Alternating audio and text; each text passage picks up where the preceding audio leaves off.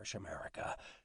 If the sons of Tyrone and Roscommon and Kilkenny distinguished themselves in sufficient numbers, if they showed a willingness to sacrifice, if they proved their readiness to act for the greater good, they would finally, irrevocably, be accepted as what they never had been, authentic Americans, as worthy as anyone of the full rights and dignity of citizenship.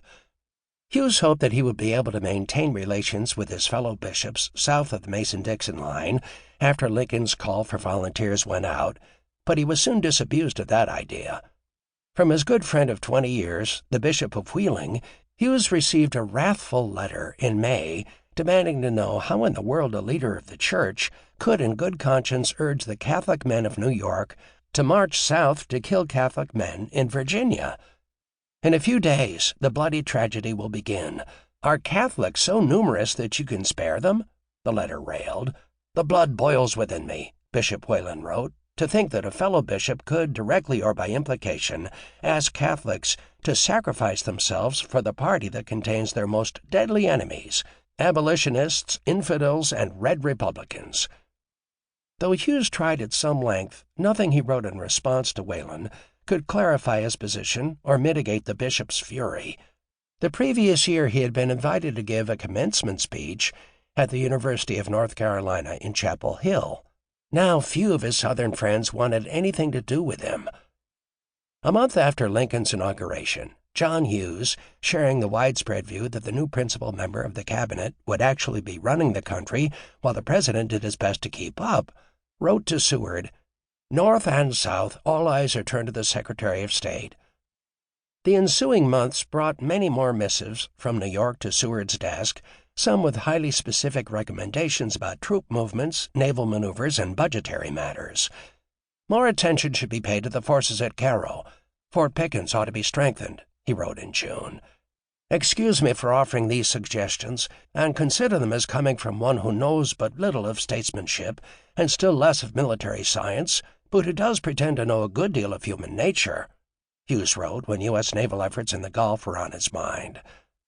Knowledge of human nature and suggestions about blockading and retaking Pensacola would hardly seem connected in any self-evident way, but the point, and Seward seems to have been at ease with it, was clear enough.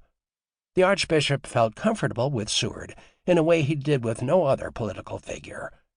The secretary even shared some of Hughes's letters, or said he did, with Lincoln. With the exception of several naval victories along the eastern coast, the first 6 months of the Civil War brought painfully little good news to the Union side.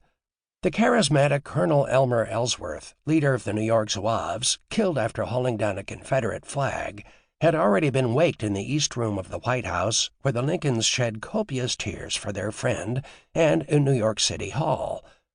The debacle at Manassas in July had ended Union hopes of quickly retaking Virginia, and John C. Fremont's inept command in Missouri seemed more likely to push that state into the Confederacy than save it for the Union. Kentucky's neutrality had been violated by both sides, and newspaper coverage of the aging commander of the Army, Winfield Scott, focused more on his bloat and his gout than his military cunning. The amateur quality of many officers and almost all the newly politically appointed generals was obvious. The promised 90 days war looked to drag on into the next year and beyond. Those who had urged compromise throughout the secession winter felt vindicated. A republic of 34 states could not be yoked together indefinitely by force of arms. From a diplomatic perspective, the outlook was turning dark just as rapidly. Many Europeans were referring that fall to the division of the United States as a de facto reality, assuming it was only a matter of time before the North acknowledged its folly and sued for terms.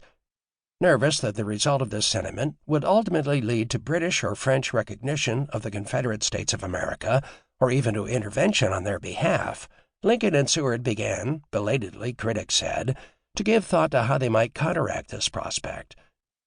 In September, Henry Sanford, the U.S. minister to Belgium, wrote to Seward to say that he regretted that no means have been adopted to act on public opinion in Europe.